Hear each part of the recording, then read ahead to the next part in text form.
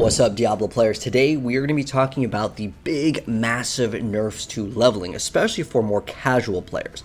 Now, I'm going to be real with you guys. If you are a blaster and you are very, very familiar with this game, like you could play 30 hours a day, you aren't really going to have this issue. But I definitely want to say for casual players, this is going to be a pretty big thing in Season 8, where you really feel these big nerfs with the slowdown. So let's go ahead and talk about it. So, for starters, this article just got posted over at Icy Veins talking about nerfing the gearing while leveling in Season 8. Other people are talking about it too on Reddit and stuff, but I really want to go ahead and kind of highlight and first off address, if you're very familiar with the game, you're going to be nerfed by, everyone's getting nerfed, but not that much. You can see in the gameplay, this is my leveling, this is Season 8 gameplay by the way from the PTR. There is going to be some big changes with leveling. So for starters, one of the weird things is the new incursions aren't really there to slam again and again. Blizzard actually just mentioned this in the campfire because I tried leveling with that and it was terrible. The way you want to level in Season 8 is actually through the campaign, because they give you a bunch of these little quest things that you can complete, and they'll give you some bonuses. But for the most part, leveling is going to be a major change, and if you're not playing a build that's very fast, like the Dance of Knives Rogue is probably what I'd really recommend most people to start off with, because one, Rogue is really good, two, the amount of time that you spend in the campaign or just leveling in Season 8 is drastically different. Okay, so let's go over kind of why. So starting in Season 8, common quality items will no longer drop after level 6. So in the very beginning, like the Y items, they're kind of useless. But from level 6 to 25, and it takes quite a long time to get to level 25 in Season 8, especially for non-meta builds, because I was trying some builds that were a little bit slower, and I'm talking the amount of time that it takes for someone to get to 25, this was me getting to 25 after the nerfs, it took me about an hour. And the reason why 25 is an important breakpoint is that you will start getting these legendaries around that area. So from level 6 plus, magic quality gear will dominate until level 25. You're going to get a lot less legendaries, which also means a lot less aspects, and with less aspects means, well, your character's power level is going to be much, much worse. Because remember, everything's getting way harder, and if we're getting less loot, it kind of pushes these separations even further. But then there's supposed to be this difference with magic items getting 1 to 2 affixes, and then rare items will have 2 to 3. So you will use rare items for quite some time, but I also want to mention that it really doesn't take that long if you understand your build and you can snapshot and do all these other things, which will kind of tie into this. So there's also a big, massive nerf to the legendary drop rates while leveling. So one thing that I can highly recommend you guys to do is check for the dungeons. There's a lot of these dungeons that will give you that aspect, and normally I would just play the game because the dungeons would have the most garbage roll. Unless it was part of my build and I needed it, I would kind of try to skip out on doing the dungeons because it gives you, again, the worst roll possible. So now, though, you may want to go ahead and consider it because you can't just keep on getting legendaries consistently in the game, and that is going to, again, halter your progression. So pretty much this is what it means over here. On this is that, yeah, you will first see common, magic, and rare gear to drop. Now, if you're wondering why are they nerfing this, well, it comes down to people wanted the magic and rare items to kind of be more meaningful. They wanted there to be more of a sense of progression, and then they wanted the game to make it so it says addresses feedback about legendaries too quickly and become the only item rarity you care about. But this is one of my biggest complaints here, is that when I was giving Blizzard feedback as a Diablo partner, I was trying to tell them I want blues and rares to be viable at the end game for some purpose. They don't have to be the best in slot to equip, but maybe some sort of crafting with the blues and the rares, because there's no point for these items to pretty much exist in the game. And one thing that they wanted to do, I guess, was to incorporate it into the game by making it so they were good for leveling. And while sure it's better, they're never going to be best in slot. And I think that you can make some unique items that make blues or rares just have some sort of value, because maybe you can get a rare item and kind of modify it in some other ways that you normally wouldn't be able to do with legendaries. Because I'm going to be straight up with you guys. I'm going to get to the point. It's about 1-ish hour in the gameplay where I open up my inventory, and I'll show you guys kind of what the inventory looks like in about an hour of gameplay. Alright, so this is me 1 hour into the gameplay, and you can see how many legendaries I have. Again, this is 1 hour of someone that's doing snapshotting, that it's like a turbo farmer that plays 30 hours a day, okay? I'm trying to give you guys the mindset that like your average player playing some build that's not going to be meta, this would take you like 4 hours or like a weekend basically to maybe get some of these, you know, things. Also, the runes were super terrible that you're playing. And remember, these new boss powers that we're getting, you don't unlock any of the good ones until Torment, so good luck. But for the most part, like you can see, I'm almost fully kitted out within an hour gameplay. What they've done with specifically what they've mentioned over here, which is like legendaries are the only thing that you care about, that's still pretty much the only thing that you care about in terms of what is actually good for your character. So they never really solved that issue, and I think that they kind of missed the mark on this one, meaning that legendaries are dropping too quickly also. I think the solution to this, if you guys have played Season 7 and done a root hold, you've probably experienced this where you go in and your entire inventory is full of all legendaries, which is kind of cool for the first time, but then after it's like almost too much. And I think that the solution wasn't to just nerf the drops across the board. I think the better solution to this was actually to make it so we either had a loot filter, so anything that drops, that's good.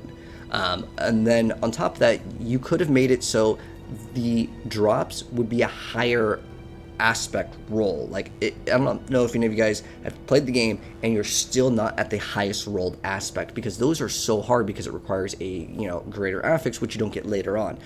The thing that they mentioned over here specifically was that the legendaries would be the only item rarity you care about. And once you get to the end game, it's only greater affix legendaries. Anything else that drops should be completely filtered out because it's garbage. It cannot be good. And I think that that's a very big issue that Diablo 4, like devs, really don't grasp on that idea that I'm trying to like tell them, that you need the greater affixes to be either dropping more frequently at the end of the game, or basically remove all of like the non-greater affixes again in World Tier 4. Remember, everything's getting much harder, but you're still getting like garbage. And the one thing that someone mentioned, which was Colin, he didn't want us to sift through sand, which is basically like going through the garbage, right?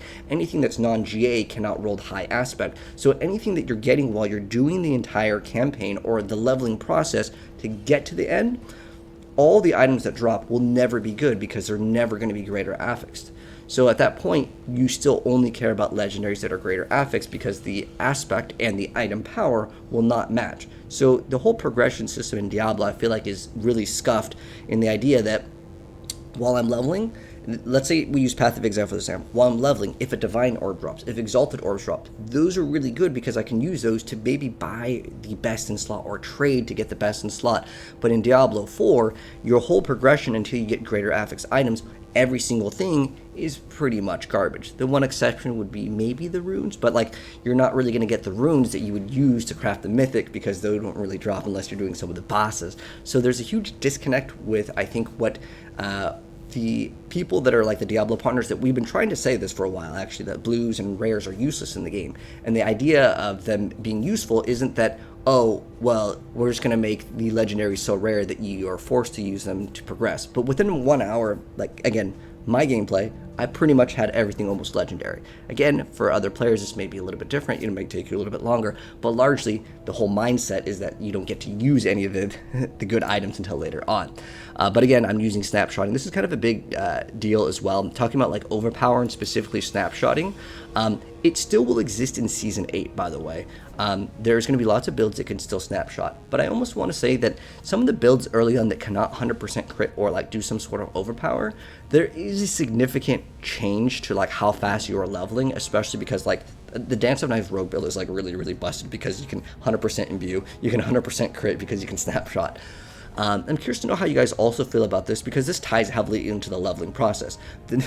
If you've played, I don't know, like maybe like a druid or like a bard build, even though like let's say they're buffing whirlwind and stuff, the fact that you can have like infinite resource with this build and then you can have 100% crit is night and day difference between leveling. And you're going to definitely notice this because the newer season, you don't do the season mechanic to level, you do the campaign to level, and that is an area where speed matters a lot, right? Where like if you go up to a target, have to stop moving and smack the target, versus I can just hold down one button and everything's 100% crit, and let's say we snapshot the overpower, right?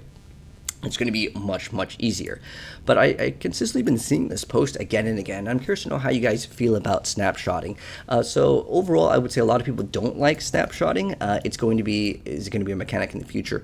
The thing is that there's a lot of skills like with the druid where it's like after using this many skills or this many kills, your next skill will overpower. Now, if it's a channeled skill or a skill that has a duration, like let's say Cataclysm, you are going to be constantly doing it. You can see this one over here, you can essentially snapshot the imbue. You have it permanently until you stop channeling the skill. Or if we hit Concealment and get the crit node, well, we will 100% crit everything. And you can see it's night and day difference.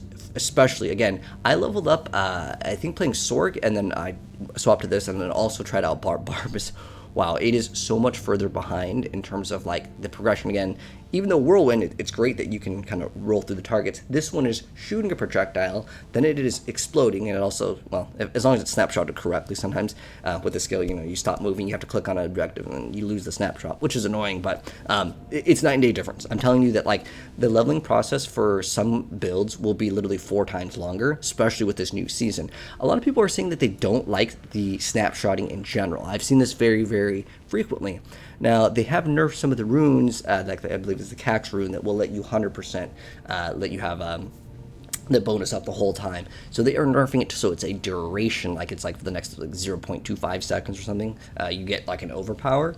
But curious to know how you guys feel about snapshotting. And this is, again, I keep seeing this. Snapshots are 100% going to be in the game. There's like, if you stay in werebear form for I think like 20 seconds or something, you get like your next skill overpowers. And that's just part of certain builds. And if you look at like kind of like what the meta has been, it has heavily been influenced by overpower because it's basically a crit of a crit. There's too big of a multiplier, and there's a lot of classes, specifically like the Sorceress, that like cannot get this overpower, and that is quite annoying, and it actually kind of hurts the class in general. I almost want to say that we can look at snapshotting, but I think the main problem is the difference between overpowering with the build and not overpowering is the big problem, because when you're snapshotting, specifically an overpower, it is almost impossible for another build to kind of keep up, and that ties into, again, you're leveling heavily when, let's see if we get that, like you see all the orange numbers, when you are able, I think we like lagged out over here,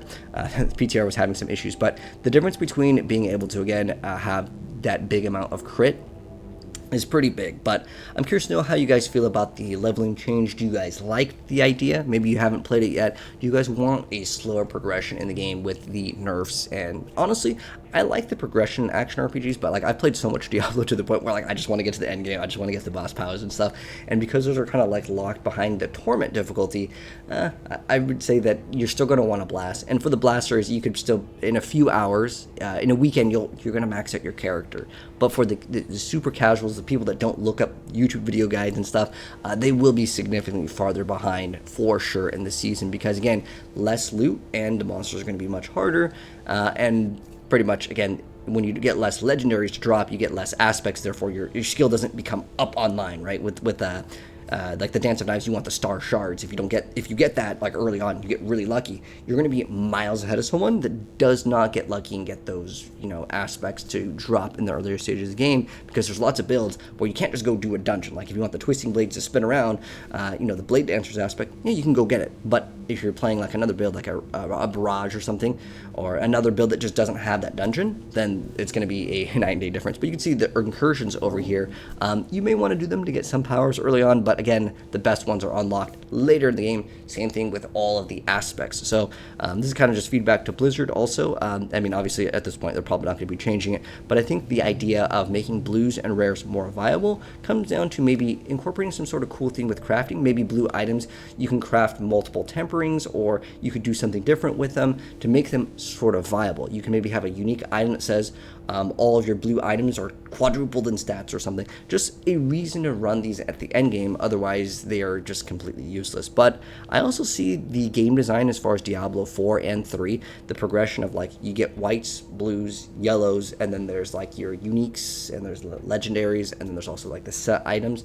But as far as it goes, you're still running legendaries. There's no like, oh, okay, now we want to go ahead and hopefully get a rare item. Whereas in Path of Exile, the blue items, the yellow items, you can all have stepping stones for crafting. Even in Last Epoch, you have kind of these stepping stones, whereas Diablo, it kind of is missing that element. So I think that that's the real idea here. But anyways, that's going to be like the nerfs to leveling and as far as like gameplay feedback that I kind of wanted to go over. But you guys can let me know your thoughts down below. But if you guys enjoyed the video, drop a like on it. If you're new here, hit subscribe, turn the bell if you want to see more discussion videos and updates regarding Diablo and other action RPGs. But take care. I'll catch you guys in the next video.